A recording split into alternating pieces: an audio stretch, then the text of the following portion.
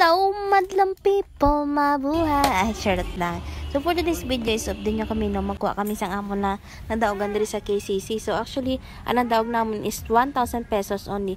Pero, hindi ko expect na nagdagdag sang 500. So, total of 1,500 tanan. So, I'm very, very thankful, Char, English. So, magani na, very thankful kita ko, no, kay nakadaog kita. So, unexpected.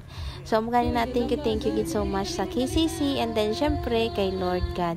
So, magani na, gapasalamat kita ko kay Lord sa tanan-tanan niya nga ginahatag nga grasya kag maabot pa nga grasya sa amon nga pamilya. Madamo nga salamat, Lord God. So lang na, no, so gani na kay na close na ang KCC, kami ang last customer kay grabe gabi na gid siya. So ginapas lang gid namon nga ipapunch kay manu close na gid sila. So gani na kag mag-chill pagkatapos ang grocery. So lang na, guys. Thank you for watching. Thank you, God.